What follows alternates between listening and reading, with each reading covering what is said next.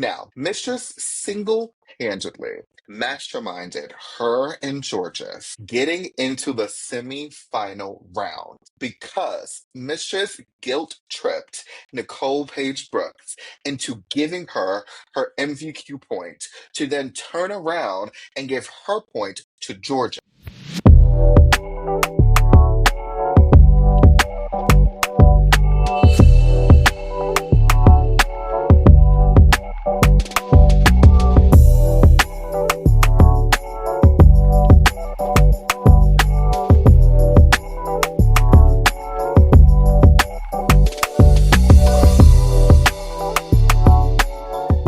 Hey friends, your favorite besties are back for another episode of No Ma'am. I'm Will, and this is my podcast co-host in chaos. Don't forget to hit that like and subscribe button and hit that notification bell so you don't miss a single episode of Nolan. Bitch, you threw me off with that one. I know, I'd say this is my new thing now. Okay, friends, so don't adjust your wigs or your Wi-Fi. We are finally back with our All-Stars 10 Bracket 2 recap. Yes, we know we're late. Blame Mercury in retrograde, gay chaos, and Jhoany's Google Calendar. But the besties, we have reassembled and we're ready to break it down like a bad lace front in 90-degree weather. So, Bitch, now a little Trandos now necklace. listen, right.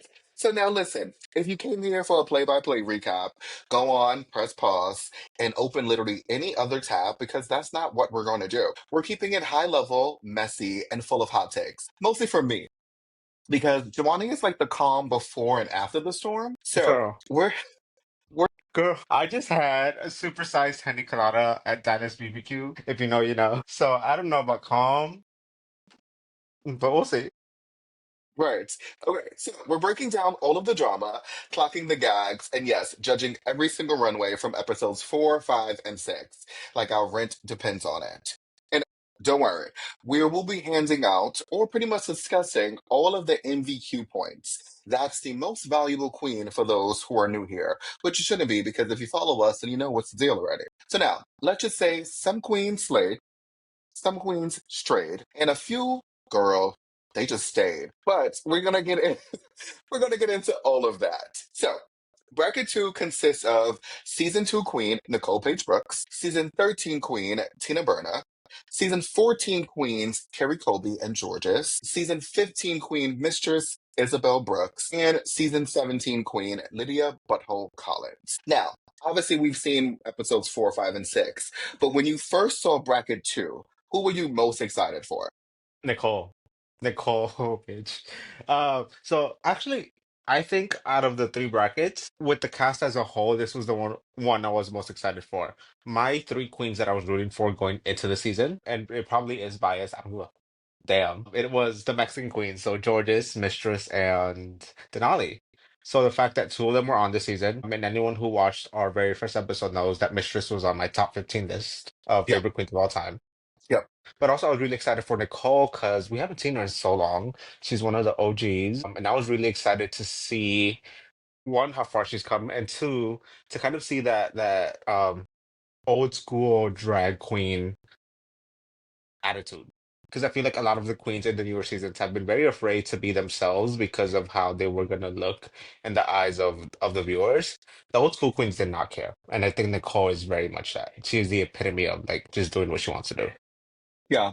And I mean, obviously, we just released our episode with DJ Adriana Trenta, and we talked about switching like a few of the girls from one bracket to the other one, right? So obviously, bracket one, we said to put, I think what it was like, Mistress in bracket one, so the Mistress can compete with like Aja and Irene and Bosco, and then move Phoenix into bracket two so that it's not just all of the queens who are doing high level drag, and then you have Nicole Page Brooks over there from like an older season, but at least she'd been able to compete with Phoenix, who was from season three, her drag daughter. And they kind of have similar aesthetics in terms of like that old school drag, not similar aesthetics in terms of like their drag themselves, but from the seasons that started Drag Race. That's kind of what I Okay, mean about yeah. aesthetic. Okay, Yeah. yeah, because I was about to say, no, girl, their aesthetics are very No, no, no. different. Their Like, aesthetics are 'cause totally Phoenix is very, different. like, big drag. Nicole is more like, I feel like, and I Woman. mean this in the best way possible, White Walker drag. Yes, Nicole is very Yeah. woman, like Yeah. womana down. She's very that. She's like, Yeah. listen, I didn't have to put fillers in my face to get money When for she like said, I didn't to have to stay in change my face business. unlike some other queens. Oh Right. my God, I love her. But yes, in terms, I agree with you, right? I think Nicole Page Brooks, looking at bracket two, was my favorite queen. That I was super excited about seeing back. I think, I think it's crazy, and I think this may be a hot take, it maybe not be a hot take, but I think it's a little far fetched for Lydia to be thrust back into All Stars 10, coming directly from season 17. I mean, obviously, we know the tea, right? There was some behind the stage, like things that was happening, right? With Maddie Morphosis not wanting to compete, not able to compete, whatever it is. And Lydia was the alternate to Maddie Morphosis. So I would have been really interested to see what Maddie would have done in bracket two. Yeah, actually, Maddie is one of the queens I want back the most. So I would have definitely liked to see her over Lydia. Not saying that I do not like Lydia. I just like it when there's more of a gap in between their seasons because I want to see like real growth. I want to see how far they've come from the original season. And she didn't really get that. She did not when she went back to From All Stars, no one knew she was gonna be on season 17, right? Like she Hmm. finished filming that, went back home a couple weeks, and then literally went right back. So she was essentially presenting kind of the same thing she had on season 17. Yes, she had learned from that experience, but it wasn't like she got to tour the war with the world and really grow as not only a person but as a drag persona, which I Yeah. feel like So Maddie has done. right. So that brings me to my question. Do you think Lydia being on this season was a disadvantage, right? Going into the season since she didn't know anyone. And obviously, during episode four, when the first episode of bracket two, we saw that the only queen who knew who Lydia was Mistress, because Mistress was a guest on season 17 for the villains roast. So did that already pose or put Lydia at a disadvantage? A little bit, yes, because again, I don't think she's had the experience that the other queens have had. They haven't gotten to tour around the world and really explored, um, I guess, different aspects of their drag. Hmm. But also, I think it was a slight advantage because she was still in that mentality, right? Like Nicole Page Brooks hasn't done this in like more than 10 years. So for her to come back, like she doesn't know what to expect at the moment. Lydia knew right away what was going on. So I guess she knew. I think there was a disadvantage, but also a slight advantage in the fact that she had just finished filming. So I think she was still in the mentality, so it was easier for her to go back in. Yeah, I mean, I agree. I agree with you already have the mentality of filming, so that's all you know. So it's go, go, go. Right. I think that's an advantage. The disadvantage with All Stars is that it is all about building or like already either you can't build new relationships on All Stars, you have to build upon your existing ones Yeah, because funny. as we've seen in the brackets so far, it's about alliances. And so you build those alliances because you've known the queens, because you've toured with them, you've done gigs with them, and et cetera, et cetera. So I think Lydia being fresh and nobody know who she was kind of was like, whoa, um, who is this girl? So it could have went a different way. Like it could have been a different route in which all the girls gang up on Lydia because she's like the new like kid on the block. I'm happy that it didn't go that way because I think it actually made for amazing television the way it went. Not fully. I guess we'll talk about it more, but I love the aspect of like Mistress being the only one who knew she was, and then her later being like, "Ooh, you know, we're gonna like adopt you." Like, Yes. like I'm taking you under Yeah. my wing. I thought that was genius. I love Mistress so much. And Yes. her, I mean, We're going to talk about it, so don't we're give gonna too talk, much yeah, away. yeah, yeah, But yeah, yeah, yes, yeah. there's a So, part in moving this on, moving in on. which, yes, there's a part in which I want to talk about Mistress. But before we get into that, in episode four, we see that we have the 8 ball challenge, in which the queens had to design a look in the workroom using all 8 materials found in their magic 8 balls. Now, we're going to go over the look shortly, but I thought it was very interesting to decide to give us a design challenge for this bracket and not bracket one because majority of the girls in bracket one could sew, and the majority of the girls in this bracket cannot. They're good with hot glue guns, but they're not the best seamstresses. I don't know about good without. I mean, they are kind I of. mean, they're not, huh? I said they They're are not kind of no, good with the they're glue not bête gun. de la crème. I mean, I don't think anybody could be that good with the glue gun except for Benzilla Creme, but yes. All right, so let us get into these looks. So if you're listening to us on Spotify, Apple iHeartRadio were actually sharing the screen, so they were going through all the looks. Obviously, if you've seen the episode, you kind of have to figure out like of which ones we're talking about. So, first one we're going to get into is Georges. Now, I gave this. This is going to look really shady, Mm, but I mm, gave this a Met Man okay. because I thought it was very simple. And to me, honestly, I wanted more from the garment, right? Neck up, I think it's over. I think Georges looks amazing from the neck up. I just neck down to me is no ma'am because I I'm just tired of the same silhouette from Georges. I ultimately will give this a no ma'am, and it's me being very nitpicky. So, with the specific fabric she had on, I think one detail she had to pay a lot of attention to was the way she cut out the fabric and sewed it together.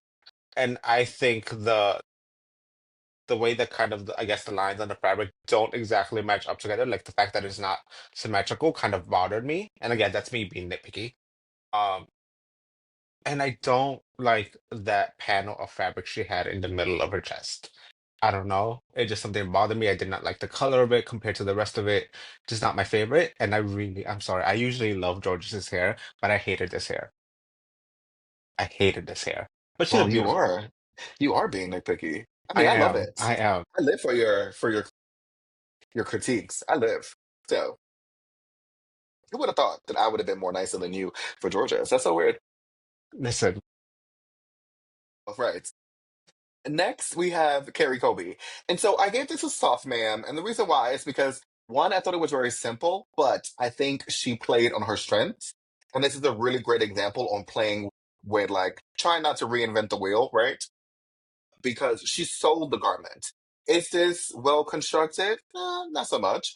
But did it fit the prompt? I mean, it. She did what she could with the materials that she was given. okay, I'll give it to you what she did, what she could. This is a no ma'am. I'm sorry. But like, I feel like there needs to be more. Like, I'm a quote like season six, Michelle, like, stop relying on that body. The same could be said about George's. But I mean, yes, I'll give you that.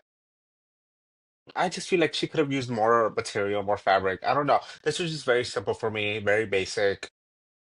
She looks beautiful. Like, I mean, that just her, and like you said, she sold the garment. I just wanted more. I mean, the no shade though. Did we really expect more than this from Carrie Colby? I mean, no, honestly. But this is All Stars, girl. At this point, you should have a few sword lessons in. I mean, I think being a Kobe, right, she should be able to know how to do that, right? Obviously, her mom is Sasha Kobe, and so Sasha being able to sew, right, Carrie should be able to. But I also think this is a prime example of like, all because you're in a certain drag family doesn't always mean that those skills necessarily trickle down, and that's okay. But again, I think Carrie looked good for what she could have done with this. And did she sell it to make us believe that this is an amazingly constructed garment? Absolutely. Yeah, Now, was I it mean, an amazingly constructed garment? That is a no ma'am. But this I gave a soft man because she sold it to me. I get that. Okay. I'm still giving it a no man because the outfit was shit. Right. So next up, we have Mistress Isabelle Brooks. Now, I gave this a yes, ma'am. Obviously, Mistress knows how to sew, right? She knows what works well for her body. She knows what looks good on her. Obviously, the mug is always going to be sitting. But this is a very safe look for Mistress. This was, I think Mistress had this. Like, this exact probably look in her like drag like closet. She just happened to make this on the main for the main stage too.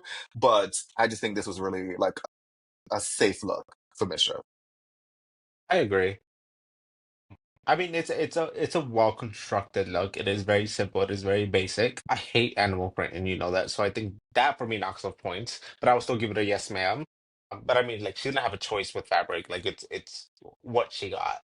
Yeah. I do love the hair though. I love a super dramatic wig, and I mean, Mistress will always give that. But I love this hair. I love the purse she had. I loved That it. she You made. know, That walking she to the made, room yeah. first, yeah, that she made.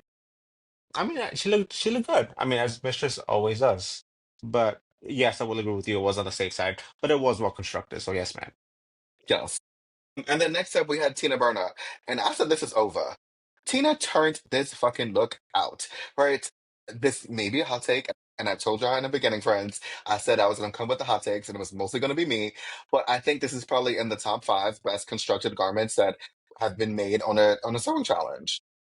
I don't know about top five. I think it's top five. I think it's been in the top five. She made a jacket, she made pants, she made like that shirt. Tina turned this fucking look. No, I mean it was good. It's an amazing look, and it's and that for me, it's also an absolute over. I mean, again, yes, the jacket spectacular. The fact that she lined the inside, amazing with the different color fabric, insane.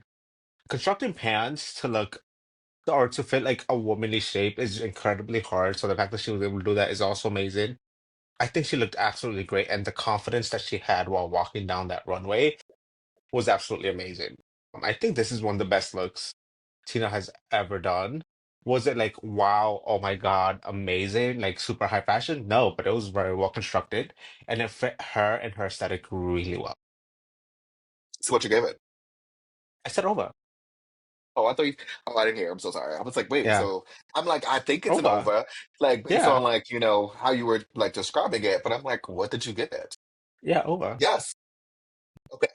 Listen.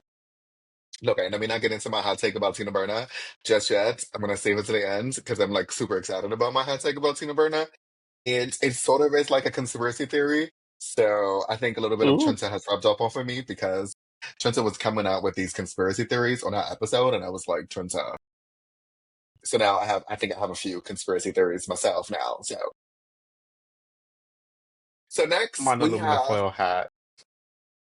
next we have Nicole Page Brooks. And okay, so listen, don't judge me, but this is Bitch, I a will log out right now if you say something stupid. okay, listen, okay. So bear with me, like I'm just follow along. So this is a no ma'am, right? Okay, But I okay. live for Nicole Page Brooks. So I am giving this a soft ma'am because she can do no wrong in my eyes. Like, I don't care. You can sue me. Like, I don't care. So, but I live for Nicole Page Brooks. I mean, I live for It her is too. Her. so bad that it's so good. So I was saving that specific critique for Nicole for another episode because I do think there's an episode where like that's how I really felt about her. But I truly I 100% agree with you when like Nicole can do no wrong except for the runway. But even then, like the bitch sells the garment. Like you can't tell her anything. You can't tell her like it's ugly. You can't tell her anything.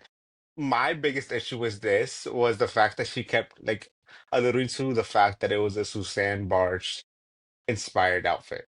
Miss Suzanne Barch would never wear this. Girl, what is wrong with you? But what was a Suzanne Barch inspired outfit was Deja's entrance look. That was giving me more of that. Yes. I think that Yes. was more elevated. That was more well constructed. This, I think it would have been a yes, ma'am, had she done something different other than that, like those green feathers. I think that's what really took me out of the look. I hated that. You know, I hate the color green, especially a bright neon green like that. I think the actual like swimsuit, I guess you could call it, was okay. It was not that bad. I hated the wig. Miss Nicole and her shake and go wigs. We live for the shake and goes. No, we We've don't. discussed that. We live for the shake and goes. I mean, Not obviously not on she's the main not like stage of All Stars. I mean, Save this she's for the not home bar. it's not like the Mona Lisa of shake and goes, but it's not a bad shake and go. We've seen worse. Girl, girl, I'm delusion. telling you. You can't tell me Well, I nothing mean, different about Nicole Page Brooks. no, again, I love her. She's my favorite. She's one of my favorites of the bracket, of the whole Yeah, season in general. yeah. And like, I will absolutely stand behind her. Like, nobody will talk shit about Nicole Page Brooks in front of me, but I will. But I will. I really hate that wig. I hated the green. I thought the actual swimsuit, bodysuit, whatever you want to call it, was fine, and I love the shoes. But overall, meh, Okay. I'll meh. take that. I'll take Yeah, that. But listen, I mean, we got to give her credit because Mama came out with the feathers in front of her. Like, that was the reveal. She did. Mama, Mama came up with the feathers in front, like, ooh, what's gonna give us something? And she revealed into the swimsuit. Go, So girl, give we us nothing.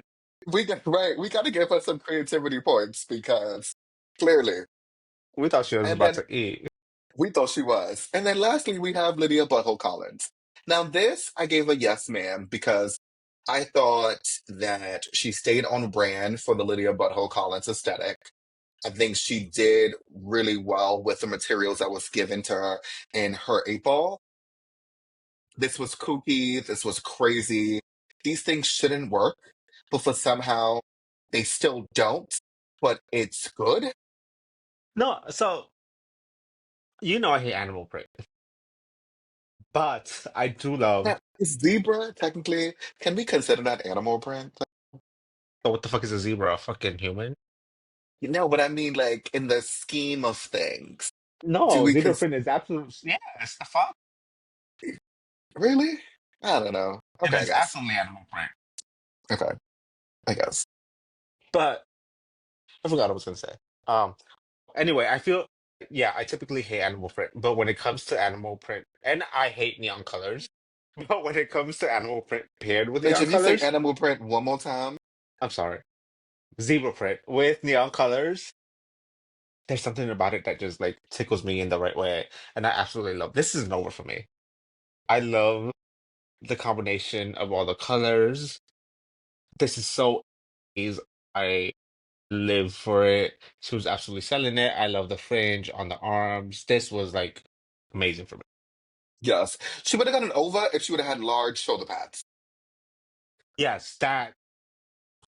Oh my Like, if she would God. have gave me some shoulder pads, this would have been a double over for me. That's the only thing I thought was missing. It's like the shoulder pads. This was giving me Dynasty in the best way possible. I can say that, yes. And I live for those black pops. Yes. Like, I can say those that. leg warmers were so cunt. Like, they were so good. I They was like, were. Lydia, you better bitch. Lydia, No, you take yeah, what I no, get. yeah. Yeah. I I know I said she hasn't had time to grow, but I feel like the look she presented this season was so much better than the look she presented last season. Oh yeah, she came. She's like, well, honestly, maybe not. Maybe these are the looks that we just wasn't able to see because she made them. I don't like you. We never know, right? I think some of the because if you looked at her "What You're Packing" episode, the potato sack dress that she wore for her Mm. entrance to bracket 2 was one of the looks she brought with her on season 17, but we didn't get to see it. Okay, I actually never thought about that. You might be right. Yes. So Very, this very so nice. it may be like some of the looks that we probably would have gotten to see on season 17 if she probably would have made it further. So we never Okay. know. Or yeah, I mean, they always they give them like a list of runways to Hmm. present, but they don't always show them. So it could have been also just one of the cut ones. True. And so I think like because she only had 5 days, so she really couldn't make all of these looks in 5 days. So I Uh-huh. do believe she had some of this already, like probably prepared or packed or whatever. And she kind of just like, was like, oh, I'm gonna bring this to All Stars 10 because some of the runways probably like overlapped. So Mhm.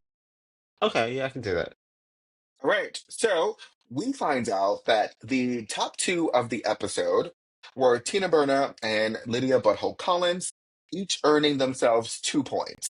And they lip sync to Love Sensation by Loletta Holloway.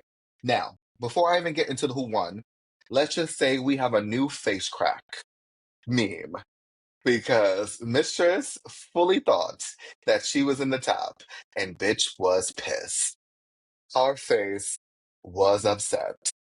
She was we live for delusional queen. Ish. Sometimes. I live for mistress, so I'm fine with her being delusional. But she did not deserve that top two. That was absolutely Tina's and Lydia's for sure. Fully, 100%, I agree. But also, I think it's really funny that the producers played in her face because they knew that that's Mistress's song. And that is Mistress's go-to song to Hmm. lip sync to is Love Oh, Sensation. that's what it made her even. I think she said it in the episode or the next Yes, episode, she didn't said she? it in the confessionals and she was like, that's my go-to song. Like, she said Yeah. it. And I no, and I So think she brought it up in another episode too, when she was like, or she might have tweeted about it or talked about it in person when she was like, she was so pissed when she found. I think she spoke about it in an interview or one of her social media videos when she said that when she saw that it was Love Sensation and she was in the top two, she was so upset. But as soon as the camera started rolling and untucked, she pretended like she was not upset. Yes. No, but you saw in the back when Lydia and Tina was performing it, her face was underneath the freaking like boas that she Oh, had because she was so mad that she wasn't able to lip sync to the song. Now, if you want to see Mistress lip sync to Love Sensation, obviously check her out on her like YouTube's, her Instagram. But there is, I think it's in either on Instagram or a YouTube video with her and Lydia. They're both in red and they're performing the song together. And Mistress, if we would have got to see Mistress perform Love Sensation on the main stage of Drag Race, we would have been in for a treat because that is her fucking song. yeah, Like not the fully. emotions in that song that Mistress was conveying, like Mistress was eating. I mean, that's what she's known for. I mean, she is a big oscillating fan. I mean, Lydia said it, not I. Just, just throwing it out there. But we Not live body for Mistress. shaming. It was just Now, music. It yes, I was mean, yeah, that's the best. yeah. But in the end, we find out that Lydia wins the lip sync. She earns $10,000 and the extra point, which brings her up to 3 points. So Lydia, after episode 4, is currently the front runner of bracket 2. All right. So, did you agree with the judges naming Lydia the winner of the? I'm going to take that as a no. That your silence. I'm going to take your silence as a no. I don't know what the fuck just happened with the platform we're using, but it just stopped and started recording right again. Like in the middle of you Oh my god! speaking. Did it really? I didn't. Testicular difficulties, y'all. Yeah, no, for Nothing me it's really showing happened up on as a my whole side. new recording. I'm like nothing happened on my side. So Ooh. we shall see. Right. So now let's go into episode 5. So now in the beginning of episode 5. Okay.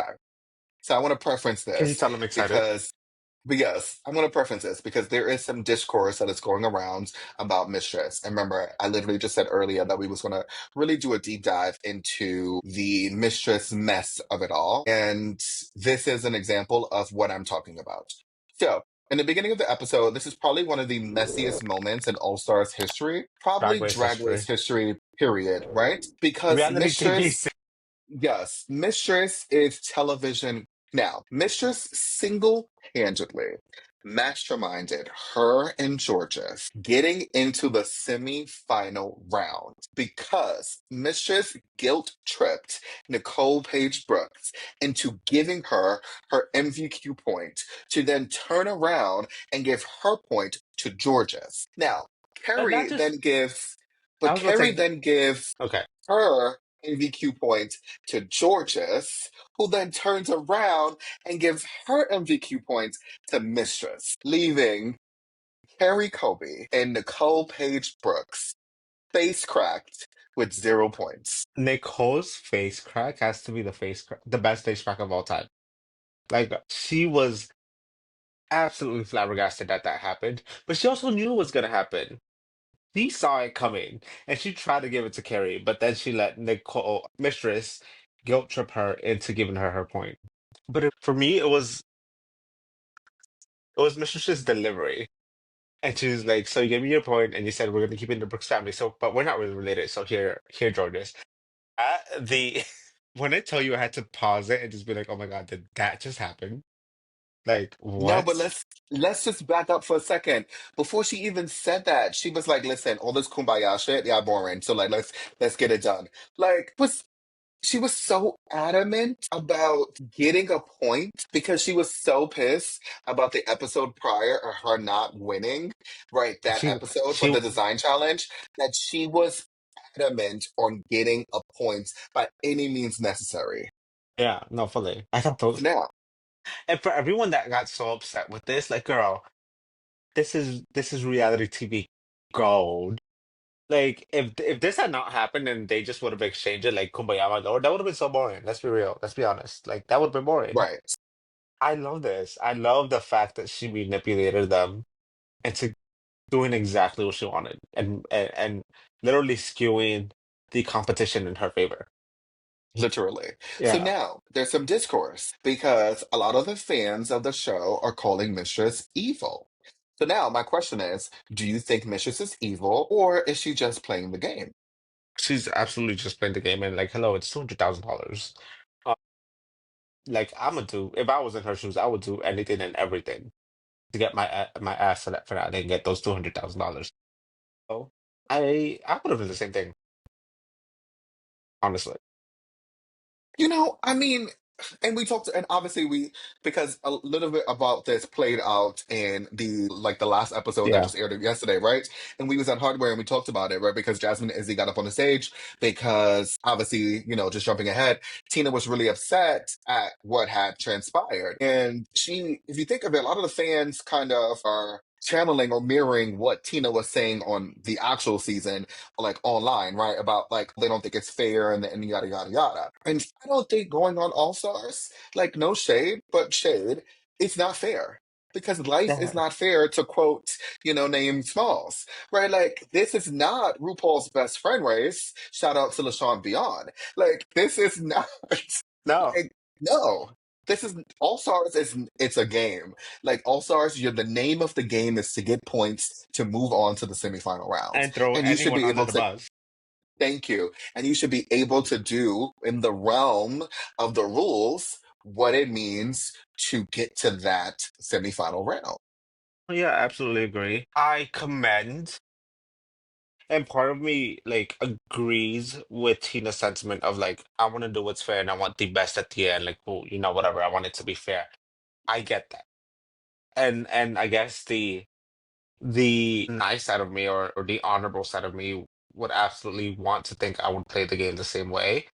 But in reality, I want those $200,000.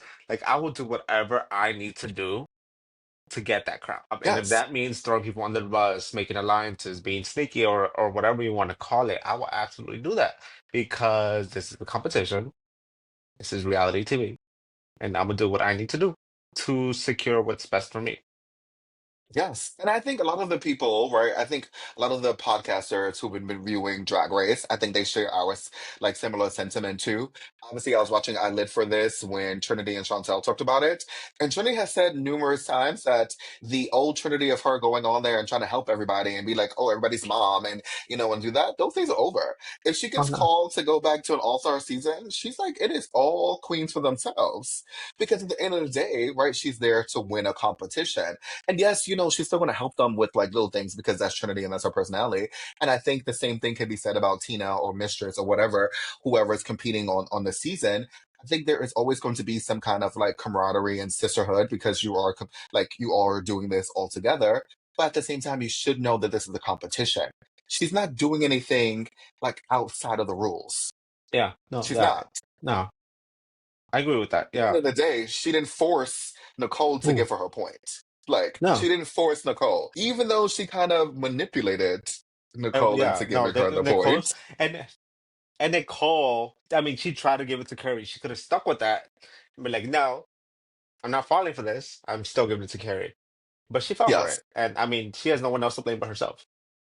So now, right, that was obviously the that good. I swear, it was only 10 minutes, but it literally felt like the whole entire episode because majority of that kind of spilled into like the ending of episode 5 and then also into episode 6 because Untucked was a messy situation too. But episode 5, we have the rap and roast. And so honestly, I thought it was a really fresh take on the traditional roast, right? Like we've had 17 seasons of a regular season of Drag Race and now 10 seasons of All Stars. So like we've seen roast in many forms. And so the fact that they were able to, give a different take on a traditional roast, I thought it was fun. Yeah. No, I agree. But with this particular group of queens, I think I would have preferred an actual roast. Okay. So now, and there's a few things I want to talk about this roast because I have a question that I want to pose not only to you, but I also want to pose to the friends because I think it's very interesting. Obviously, not all of the queens know how to write. And this is not the first time we've had ghostwriters, obviously, writing people's jokes. We have queens stealing comedians' jokes. We have queens stealing other queens' jokes. We have queens who literally hire another drag queen to write their jokes. So in this challenge, obviously we find out that, we're in New York City, so, and we're podcasters and we're kind of, Are we we're spilling the we're tea? up in I mean, we are because the tea was spilled to us. We know a ghostwriter who happens to be one of, our favorite drag queens who Hmm. ghost wrote, for Tina Burner. If you know, you know. I won't spill that tea because if you know, you know. But also, we have Megami who put on Twitter that she wrote George's rap. So now, my question is, do you think it's fair when other queens enlist other queens to write their jokes or If it's, roast or material? I mean, yes. At the end of the day, you have to know your strong suits. And if they can enlist somebody else to do their outfits or their wigs or whatever, I think they're absolutely entitled to be able to pay somebody to write their songs for them. Now, And obviously, we all know that Georgia's won. So, do you think that she should have because she didn't write that rap? no, I think she absolutely deserved that win. But slightly spill a little more tea. Those are the ones that like I feel like are kind of publicly more known. But I think every queen or almost every queen had a ghostwriter.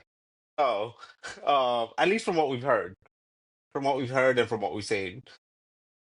So what at that point, what do you want to disqualify all the queens or what? Like, no, This is true. no. I think It's it's true. absolutely fine. You know your strengths and weaknesses, and again, you're playing the game. You're gonna do what you need to do to get that crown. If that means enlisting somebody else's help, then it's absolutely fine. Yes. And at the end So of the day, now, sorry, real quick, at the end of the day, you don't know exactly what the challenge is gonna be. So yes, they might give you kind of a basis of what you should say or do. But at the end of the day, when the competition comes, they give you that beat. It might not fit with whatever they gave you, or the prompt they gave you might not fit with the theme of what they wrote for you. So you then have to adapt and kind of edit it to fit that mode. So I think that deserves also some credit.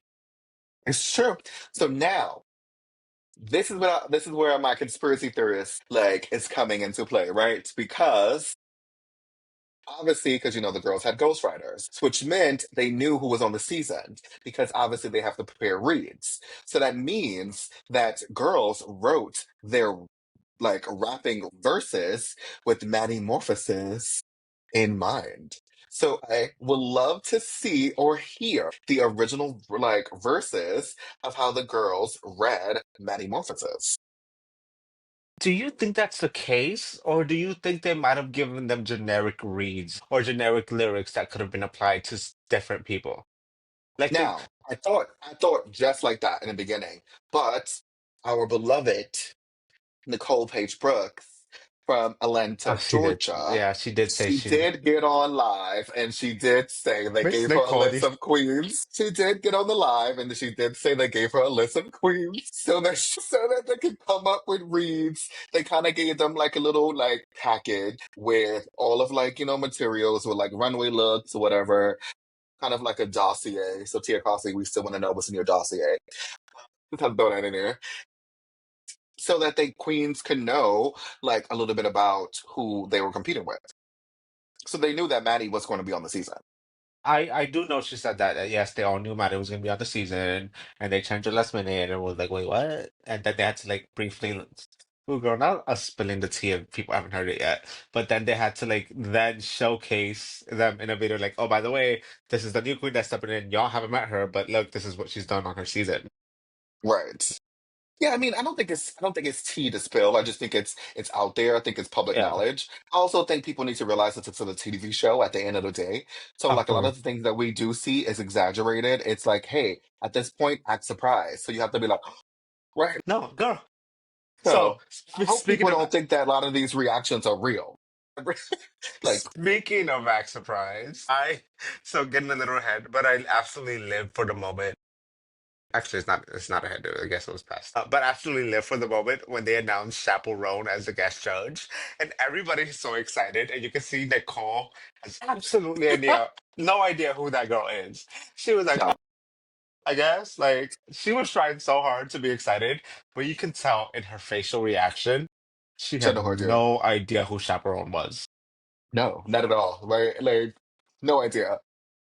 So, like, I think people need to realize that this is a TV show. So they'll tell you, like, hey, listen, act surprised. Yeah. Or you need to, like, be like big with emotions or whatever, right? Like, because no shade, we know that when Rue was on that little TV, there's nobody on that TV.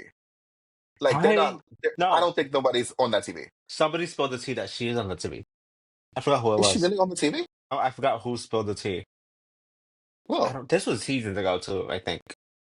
I always I don't thought remember who. that when we see her on the I TV, that the queens are not really like watching her on the TV. I fully thought that too. Somebody said no, she is actually on the TV. I forgot who it was. Hmm, I don't remember what season interesting. either. Yeah. Interesting. But I mean, what did you think of the rapping roast? Like, was there any of the girls that stood out to you? Yeah, I think three really stood out to me. Lydia. I was not expecting that from little old white twink Lydia. Um, she did good. I really liked her verse. I liked the intro she threw at them. And Miss Georges. she said, Carrie, you'll always be the Tamar to Sasha's Tony. What? That was so Like, smart. That was it was so a smart. mic drop. That and was she the one who's sorry, they get jumbled up in my brain because I'm a little Dory in the brain. But was she the one that said that read Tina where it was like Tina and something in the same sentence doesn't make sense or something? Fuck, what was that she said? I don't know. But I just know that Georgia said Nicole Page who?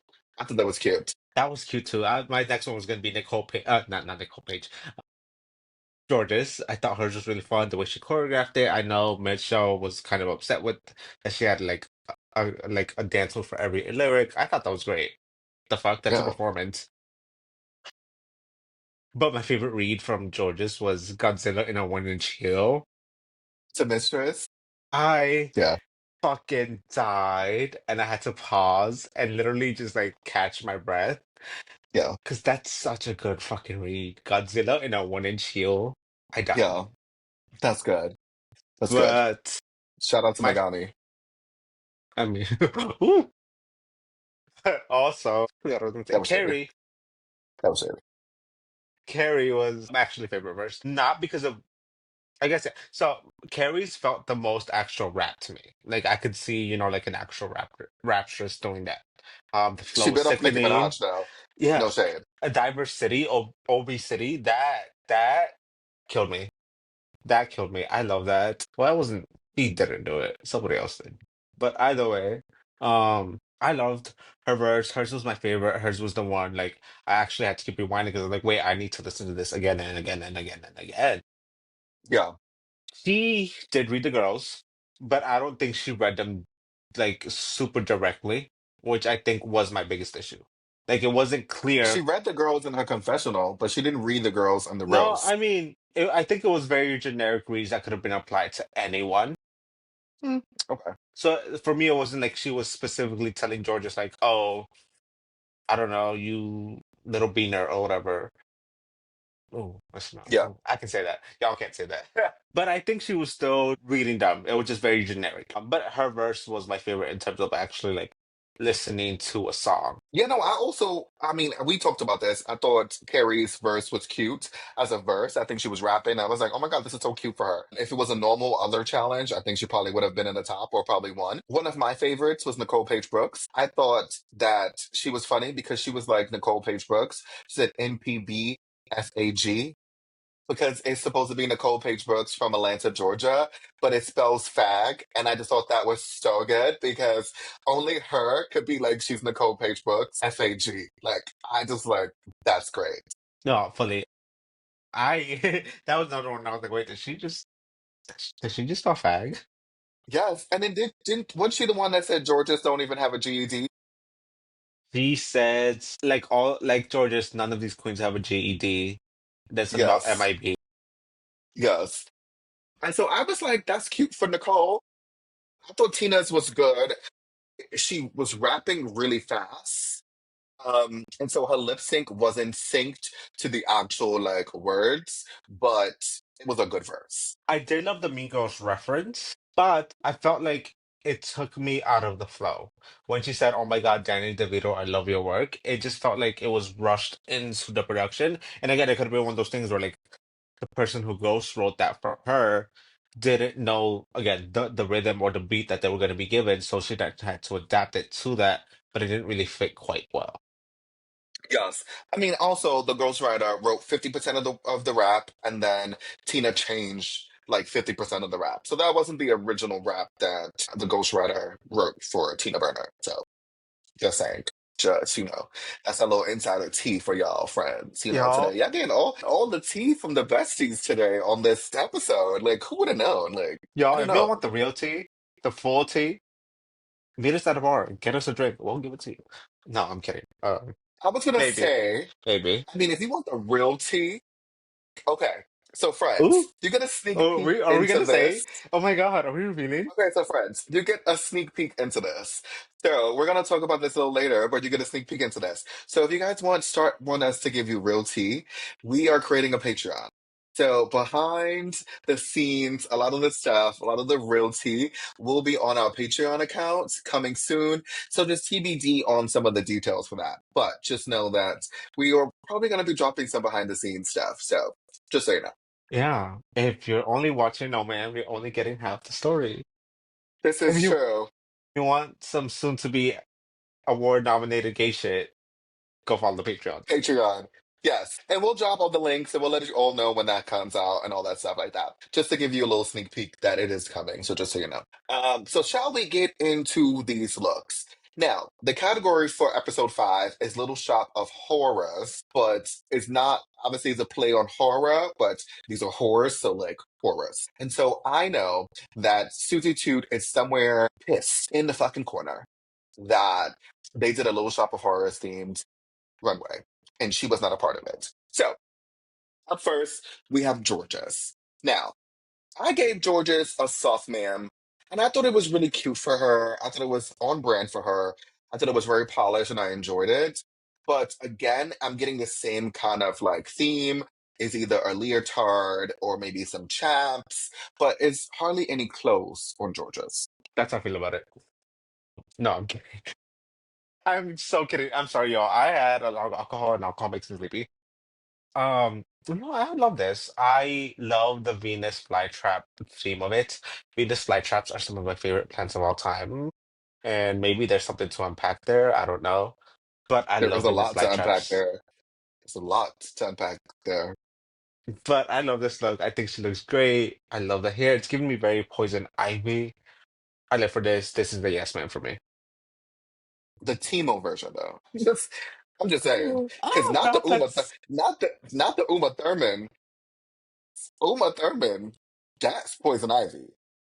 no, but that wig was I mean, if you think that of it, wig. Uma Thurman was the Timo version of Poison Ivy. Yeah. So what Just the fuck is this? it's AliExpress. You think AliExpress is the origin Temu? I think so. No, honestly, I don't know. I, Well, Temu, Shein, AliExpress, they're all the same shit. they are. They really are. Next, we have Lydia Butthole Collins. Now, I gave this a soft ma'am because it would have been higher, but I didn't like the little plant with the teeth. I thought that kind of cheapened the look. So, It like, was if, yeah, it was very arts and crafts to me. I gave this a no, ma'am. I was not a huge fan of the fabric on the actual gown. I did not like the vines on the left hand and the actual, I guess, Venus flytrap-ish, like kind of piece. Felt very arts and crafts to me. And I think the hair should have been a little bit bigger. yeah, she was trying to play on Audrey too. Like, she was trying to give more of the Audrey too, like with the big old teeth and wearing that stuff. But it did feel like kids like kindergarten project. And I didn't like that. Yeah, But no, I did give it, I didn't mind the look. It was soft, but it could have been more. no. It's still better than half the shit she was in the suit. Sorry, that was Jhoany. me. Okay. Speaking of Nicole Page Brooks. Now, I gave this a yes, ma'am. This look, Yes, the yes, cactus. The yes. cactus was over, okay? She looked so good. Even though it was giving a little bit of The Last of Us, with the monster, like the face, with the Uh, flower in the face. But Flickers, whatever they're called, yeah, shitterers. I don't know what that was called. I never watched it because it freaks me out. For some reason, it feels like I didn't holes watch the and show. I that played makes the my skin game. crawl. It's like really weird. But, um, I saw this at the bar, right? I saw this at the viewing party.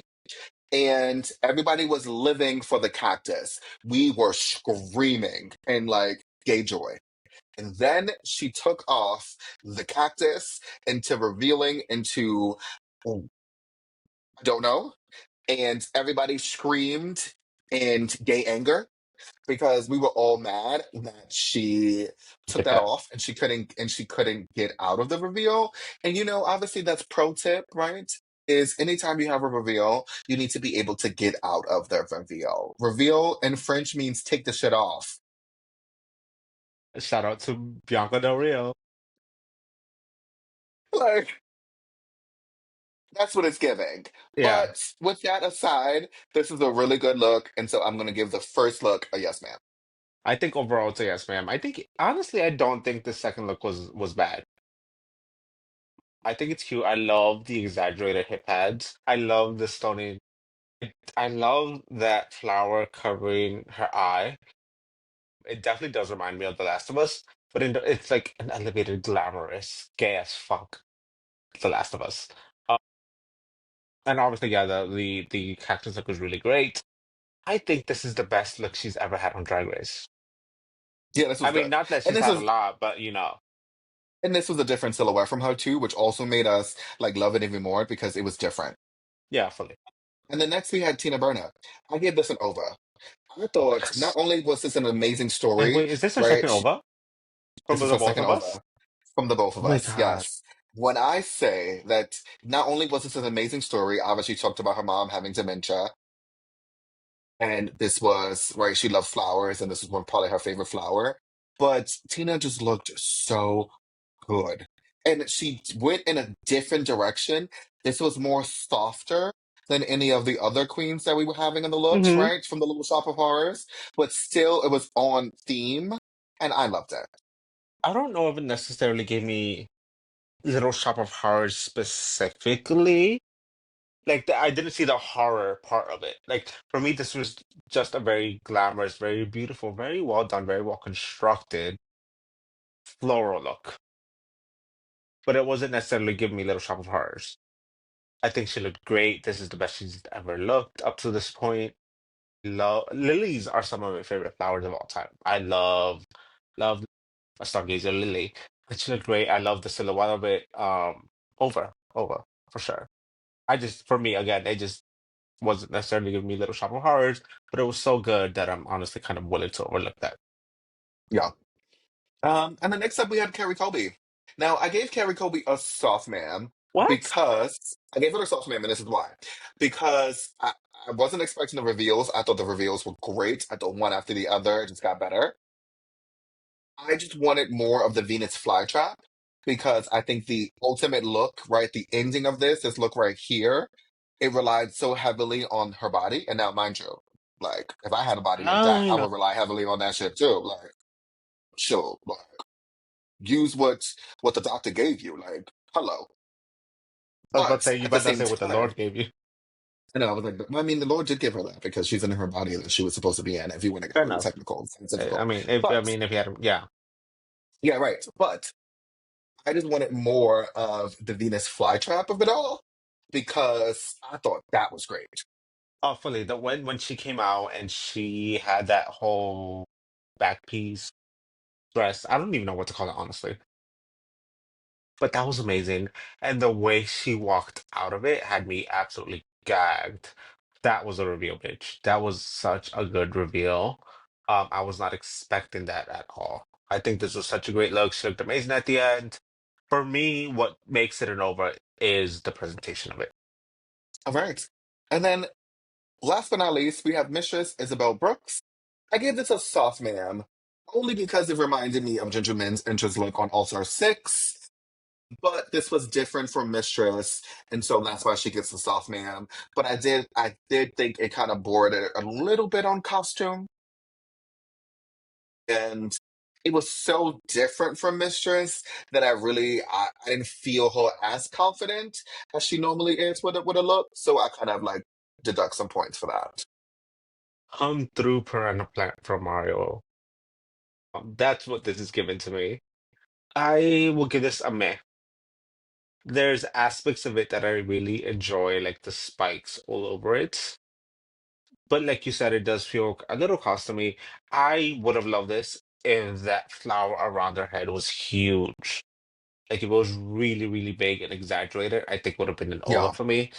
But the fact that it's so tiny, I feel like it's not proportioned with the rest of her body. But if it had been like a whole, like huge big moment, like the size of her usual wigs, I thought that would have been amazing. Yep. Agreed. All right. So we find out that the top two of the week are Georges and Mistress Isabelle Brooks, and they both receive 2 points. And they have to lip sync to Hot to Go by Chapel Roan, who's not one of my favorite people, but that's for a different episode. I I mean, won't we get already into did that that. episode. We really did. And I went on a whole like rant about why she's not one of my favorite person. Y'all need to go But back and watch that. please, it's episode 3. And it ended. This lip sync ended up with a tie, with both queens splitting $10,000, getting $5,000 each, and they were able to split 1 point, giving them each a half a point, totaling their total points to 4.5 points each. I have a hot take. Of You know course, how you know, it I have to come takes. through a hot take. I mean, I do. I think the producers did this to ensure that Mistress was going to get into the semi-final round because no shade, Georges ate her up in that lip sync. Mistress, this lip sync did not deserve a tie. Absolutely. I agree with you. This was their way of trying to get her into the top, into the finale because they know not that she necessarily doesn't deserve it, and like who wouldn't want Mistress in the finale, but she is TV Gold. Why would they not want her at the Right. end? Hello. Right. Like, TV Gold. hi, she's getting the ratings, she's getting the Emmys. Like, absolutely. As a producer, I'll do whatever it takes to make sure she is in the most episodes possible. But I agree with you that Georgia's absolutely ate her the fuck up. Um, the way she was moving and twirling, everything was so good. It fit the rhythm of the song so well. But we already know what to expect from Miss Georges. So this was not Right. shocking that she was able to like perform at that level. Yeah. I also like that the girls didn't do the choreo, right? The hot to go That choreo. The girls in the back did, but I love that the girls who were lip sync, actual lip sync, did not do that. Like the HOT. Like I was like, no. I was waiting for one of the girls who was lip syncing to actually do the hot to go choreo, but I was happy that they did it. I would have loved if the judges had done it. That Oh would my have been god, yeah. so fun. Like to see RuPaul like HOTTOGO. Like that would have been so That would have been fun. really cute. Or maybe even Chapel, right? Like cut to Chapel doing it. Even though I don't like her, but I thought it would have been a cute moment if they did it. That. No, I mean it's I'm just I'm just no, saying. I mean I agree with you. But moving on, because Yes. they can just go So watch the episode. they could. Yes. So I want to obviously talk about the beginning of episode 6 because, like I said, a lot of the drama that happened in episode 5 trickled into episode 6, in particular with the divvying up of the MVQ points. So, in the beginning of the episode, we see that the losing queens, they have to decide who is going to get their MVQ points. And so finally, Nicole Paige Brooks gets a point, 1 point, by Tina Burner. Nicole gives her point to Carrie Kobe. Carrie Kobe gives her point to Lydia, and Lydia gives her point to Carrie. And Tina is dumbfounded. Tina was pissed. Oh, but I get Lydia's mentality, and it goes back to that thing of what we were saying of like, yeah, if you're in the game, you gotta play the game, girl. And that's what Lydia was doing. She knew if she had given that point to um Tina, it would have put her closer to being able to her being the finale instead of her. So I absolutely agree with Lydia's decision. Yeah, I was gonna say, but I agree. I kind of agree with Tina, but no, like it's a game at the end of the day. Like I get her sentiment of wanting to be fair and wanting to be in the finale with the best of the best and yada yada yada. But girl, it's a competition. It's a game. You gotta do what you gotta do. Yeah, I mean, that was going to be my question, right? I was going to ask you, and you kind of answer that. I was going to ask you, do you think it was smart for Lydia to give her NVQ point to Carrie and not to Tina? But then you said it, and I was like, okay, that makes sense. Yeah. No, absolutely. I think it was absolutely smart. It's the same reason we see the way the points play out in the last episode. Like you gotta do what you gotta do to get yourself in the finale and get your own advantage. Yes. All right. So, Mistress being Mistress, who AKA is the queen of gaslighting. Right. She gets the other girls, in particular Carrie, to believe that Lydia and Tina were trying to pull the same stunt that her and Georges pulled the week prior. And it worked, actually, because Carrie was really believing, because Tina was so upset trying to prove her point that she was not being shady and malicious, that she kind of was falling right into Mrs. trap, that it made it seem like because Tina was so defensive, it was because Mistress was correct. Oh yeah, it was definitely given like if you're not guilty, why are you being so defensive? But Correct. Yes. I think she was just very passionate about the fact that like no, that's not what was gonna happen. And I want like I get that. I get why she was being very defensive about it, especially coming from Mistress. Yeah. Miss Mistress loves to manipulate and she will convince anyone to do anything. She will convince Donald Trump to vote for Kamala Harris. Mistress She is would. that fucking good. Yeah. And I live for that. This was like that, like I guess opening, not even opening scene, but like that, like entrance into the walk room was so fucking good. Yes. I You I know, cannot I between cannot praise this, Mistress enough. right, between this and obviously this episode was the Rusical, so like they had to star in Star Booty, the rebooty. We're gonna talk about the Rusical in a second because I have a hot take about the Rusical.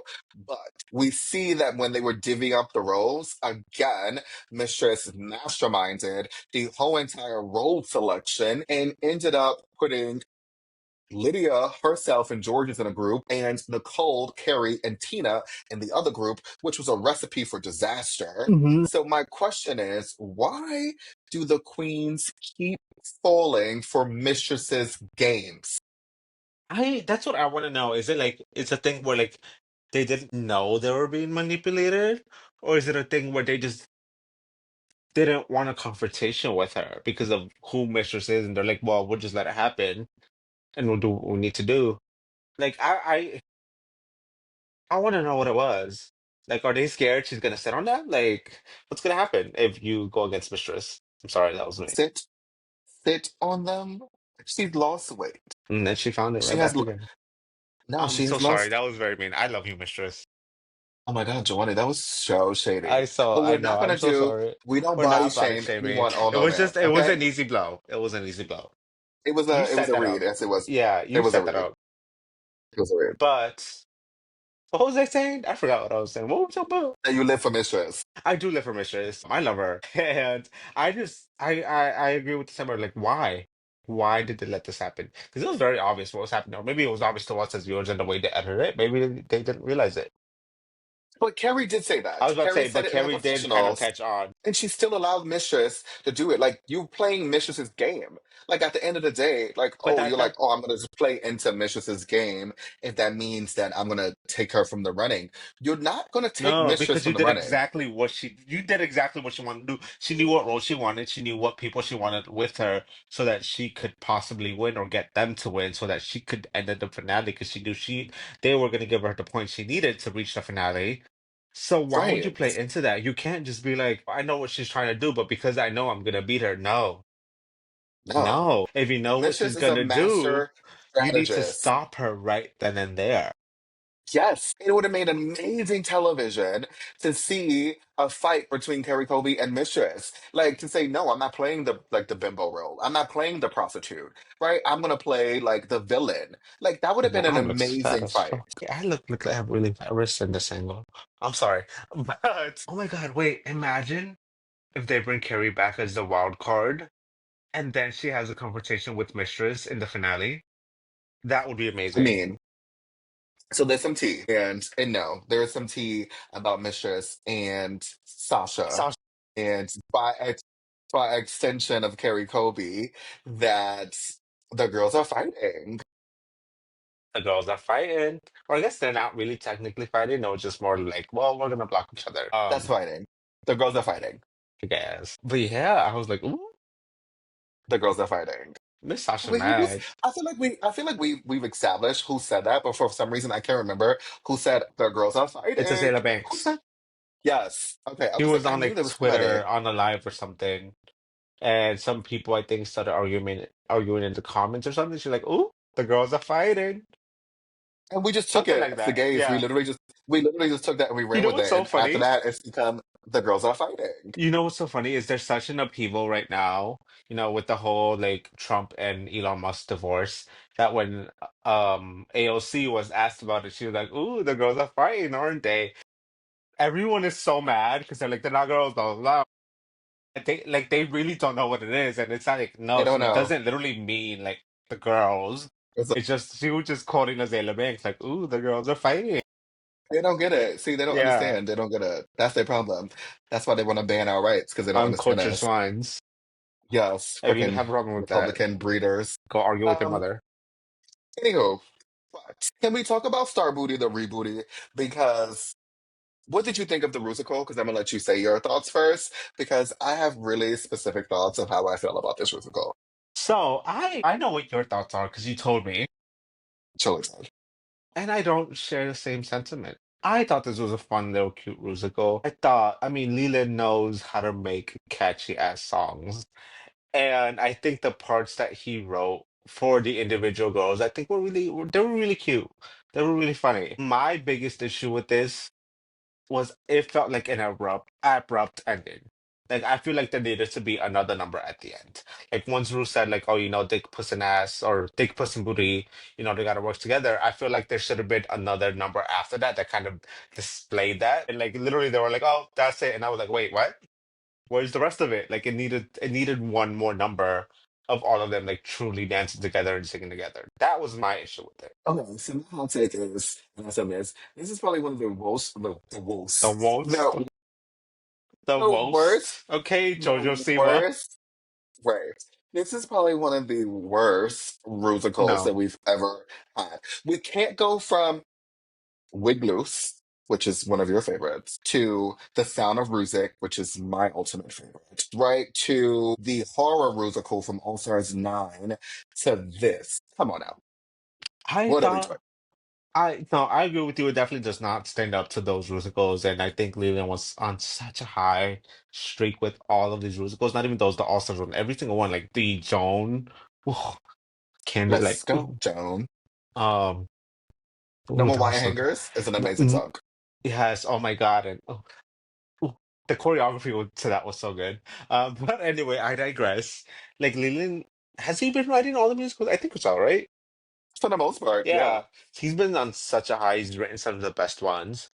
I think this probably has been the worst one he's written and done, but I still think there's a lot worse that have come throughout the seasons. Way worse. Way worse. No, we can't say social media because social media was not a bad musical. You thought that was a good musical? I liked it. What about the Farmer Don't Rain on My musical? Parade. Fuck Don't Rain that. on My Parade. Rose That was did so bad. amazing. What about Farmer musical? Summer musical wasn't bad. But I think, but we're You think that judging was better old than this music. one? Yes, way Absolutely better. not. Yes. No. Is there an anal option? Way better. Anyways, I mean, I love the street walking number. This. like don't get me wrong, right? Like the Booty Squad, did they do what needed to be done with them being prostitutes? Yes. Did the villainous like puss group, did they do really well? Yes. Right, so that was good. But did the villains do better than the Booty Squad? Absolutely. Yeah, but I don't think that was necessarily Leland's. I The think that writing was was bad. no. I thought it was cute. The writing was Again, bad. The the girls did only what they set. could. I think the only part that was bad was just not having like a good final number, like a closing Okay. moment. Because we wanted Dick, Puss, and Booty to like come together and be Have an one orgy big on old happy stage, yes, family. yes. Have an orgy on stage, absolutely. Have a sausage party Yeah. finale, yes, Let me tell absolutely. you. Let me tell you. When them dances did them push-ups, I was like, yes, give me all the push-ups. I'm just saying. Listen, Like, what's his name? Jay Foss. When I'm just he gets saying. on that RuPaul Drag Race stage, that dancer be girl. Listen, He be child. flat in I'm my just like, basement. No, what's I like, think. my basement is not slide. But Oh, I was like, absolutely. come on. Every time Jay Fuss gets on that Drag Race stage, my nipples. All right, so let's get into the runways of the episode 6. So now the category for this episode is the Wild Wild West. So let me share my screen. Um, okay, so first up we have Carrie Colby. So now I gave this a no ma'am because I was confusion. This was not it. Now, mind you, I enjoy Carrie. I think she is amazing, but I was confused because she was like, she's given wet, but she is completely dry. I was like, And I'm giving dripping wet, but also dry. Everyone in the bar was so confused. They were like, wait, what? Did she just say that? Like, that makes no sense. I thought this look was beautiful. I just don't think it fit the prompt. I'm sorry, but a cowboy hat does not make up for the rest of it. it was weird. It was so random. I said, Carrie girl, what are Oh, you but also, doing? like, why are you dripping wet?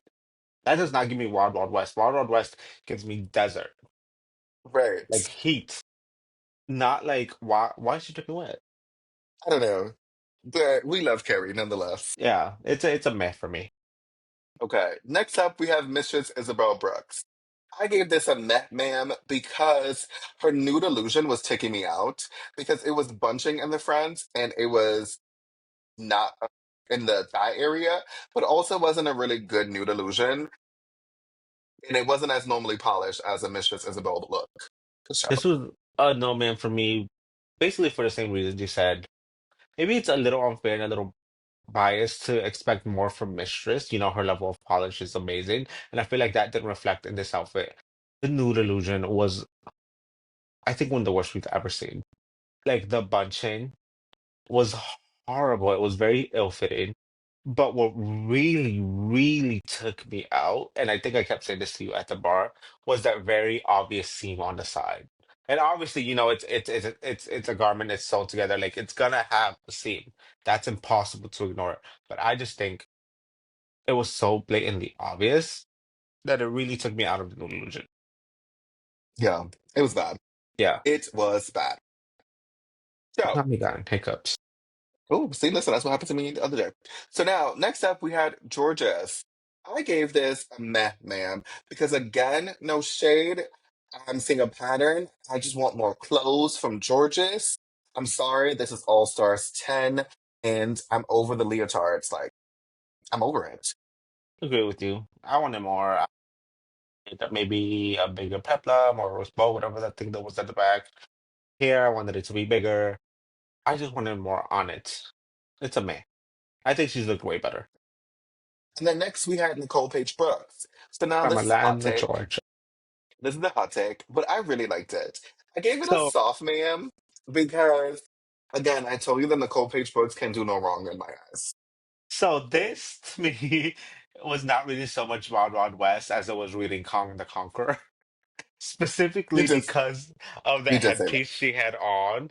And like, I just could not unsee, especially when they zoomed into her face. I was like, bitch, that's Kong the Conqueror. What is he doing on the main stage for RuPaul's Drag Race? I guess he's conquering Drag Race now because he did all of Marvel. But what I really appreciate about this is that I feel like it kind of not necessarily fully, but it kind of resets expectations a little bit. Like you know, kind of taking it back to the old school drag race seasons where they weren't expected to wear like super grand, like expensive haute couture custom made outfits, and they could just wear something that a little bit more simple. And I think this is very that. I appreciate what she did. I really do. And I think this kind of shows that. And I kind of hope it kind of breaks the expectations of girls having to spend like $10,000 on one single outfit, because I don't think that's always necessary. Is it an amazing look? No, but I think it is good enough. I gave it a meh. All right. Okay. So next up, we have Lydia Butthole Collins. And to me, this was a yes, ma'am. I thought it was very cute and different. I love that Lydia took a different approach because she was like a cowgirl and a cow. So I was like, okay, you can be both. Now, there was one problem with this look, and I said it, and it made me really uncomfortable. But yes, it was that motion right there because it was supposed to be a lasso, but in my opinion, it ended up turning into a noose, and I did not like that. I get that. I definitely get that. I see why it made you uncomfortable, but I think I don't think she meant it that way. No, I mean, I think she yeah, I was, don't think there was any malice. yeah, no, It was supposed to be like a lasso, yeah, but it ended up being a noose. And I'm like, obviously, like you have to.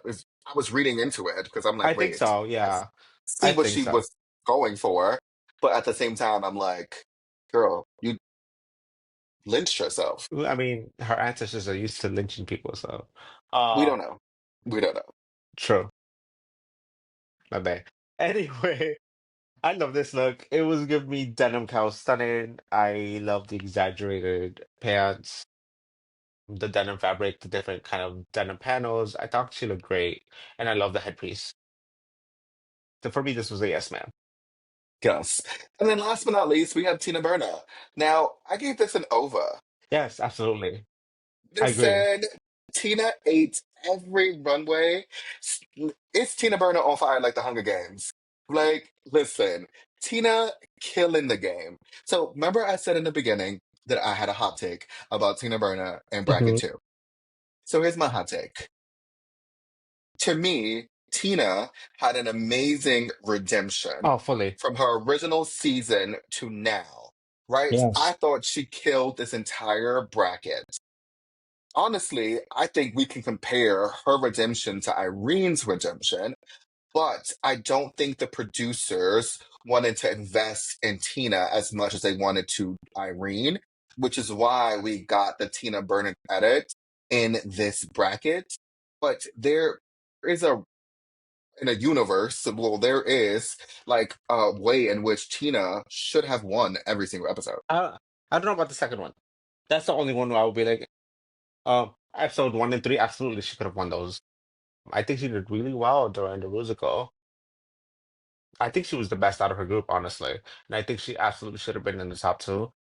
I adore this outfit. I think this is the best thing she's ever worn on the stage. I love how structured it is. I love the fabric choices that she went with, the hair, the way she just presented it. I thought this was amazing. And I agree with you that this is one of the best redemption cards we've ever seen. Not only in what she presented to the judges, but also just the fact that she was kind of like, or tried to kind of be the voice of reason, which is not something I would have expected from her, especially from season 13. So I absolutely love what she did in these three episodes, and I wish she would have made it to the finale So, speaking of that, we or find out that the semi-finale, top I guess. semifinals, yeah. Yeah. But we find out that the top two of the week are Georges and Lydia Butthole Collins, and they each receive 2 points. So now they lip sync to Texas Hold'em by Beyonce, and Georges wins the lip sync. She wins $10,000 and an extra point, bringing her to 7.5 points, ensuring she moves on to the semifinal round. Now, as we've seen with bracket one, the losing queens have to give up their MVQ points on the main stage. So, Bitch, Nicole and I think, Tina, real quick, sorry, this was yes, the best like 3 minutes of Drag Race history. Or not it was. one of the best 3 minutes of Drag Race history, because this was reality TV gold. This was another moment in which it came down to Mistress Isabelle Brooks and her running the show. So, in an attempt to knock Mistress out of the top three, Mr. Cole. Nicole and Tina decide to give their points to Carrie Colby, bringing her to 4 points, which then Carrie gives her point to Tina, bringing Tina up to 3 points. Now, that leaves Mistress. And Mhm. so knows that she has 4.5 points and Carrie has 4 points. So, did we honestly think that Mistress was going to give Carrie an extra point and knock herself out of the running to go to the semifinal round? And friends, if you thought that that's what Mistress was going to do, then you do not know Mistress Isabel Brooks You're delusional as because fuck. she will not do that. So instead, she decides to give her point to Lydia Butthole Collins, bringing Lydia's total to 7 points, knocking Carrie out of the running and ensuring that Mistress goes into the semifinal. Yes. I mean, honestly, if you thought Mistress was about to give that point up to Carrie, you're delusional as hell. And you do not know Drag Race, you do not know Mistress. And the fact, if people got upset about that, girl, go read a book or something and stop watching Drag Race. But I love this. Again, this was like the best 2 minutes of Drag Race in a very long time. The fact that it came down to Mistress and that speech she gave where she was like, but I knew she was gonna be a fake bitch, so I'm giving my point to Lydia. Lydia's face crack of being like, did they just like get me involved in this drama? Like she was not ready Yeah, for that. But then also Miss speak on it. Travis's read when she was like, "Yeah, I've been a fake bitch to you, girl, because you've been nothing but a fake bitch this whole entire competition, and I know you feel bad about it, you bitch." I died when that you bitch was so heartfelt and guttural. Like I Yes. felt the emotion through the screen of like she was genuinely like really She upset. was pissed when she said that. Yes. In that Yeah, moment, she was mad. she Yes. was Fully. very mad, 100%. but it's a competition. Don't take it seriously at the end of the day. And Mistress played the game exactly how it should have been played, and it worked very well in her favor. I mean, it got her to the semifinals. It did. So now, speaking of the semifinals, nobody really knows what to expect with the semifinals. So obviously, I guess at the end of bracket three, we more than likely will find out what the semifinal round like Yeah. detail. But let's talk about the merge. So we have Georges in the lead with 7.5 points, Irene and Lydia with 7 points. We have Bosco with six, Alja with five, and we have Mistress rounding it out with 4.5 points. Now we still have 3 episodes to go before we find out who in bracket who from bracket three ends up moving to the semifinal round, and that is when the real games begin. Hmm. Because we are going to have an all-star season where the queens are competing for that $200,000. So, what do you think of the merge? Were these the queens from bracket one and bracket two that you saw moving on to the merge? Or are you shocked at anyone in the merge? I'm not necessarily shocked, honestly. Um, Even with like Lydia, because let's face it, that's one of Rue's favorite. Like, so I felt like not that she doesn't deserve it, but I feel like regardless of what had transpired in bracket two, they would have pushed for her to be in the semifinals. Um, and again, this is in no way shade to her and what she did because I think she absolutely deserves it. But I think the producers, because of Rue's, we know Ru loves to play favoritism, so I think she absolutely would have pushed for her to be in the semifinal regardless. So no, I'm not shocked at any of these queens. And I'm excited to see what they do. I am so excited to see how Irene and Mistress interact. Same. That is going to be so fun. Same. It is. All right. So, friends, sound off in the comments. Do you think Mistress is evil, or do you think Mistress is playing the game? I really want to know. Like, honestly, I want to know your true thoughts. So, sound off in the comments, send us a DM, or whatever the case may be. But we really want to know what you think about Mistress playing all the girls pretty much in bracket two. So, Like a friends, fiddle. yes. Now, friends, that was our recap. That was our recap of bracket two, episodes four, five, and six. So you already know what to do. Hit that follow button on your favorite platform. Leave us a 5-star rating. Drop your favorite moment in our DM or comment below. And as always, this is No Ma'am, where real talk meets legendary energy. Until next time, friends. Bye.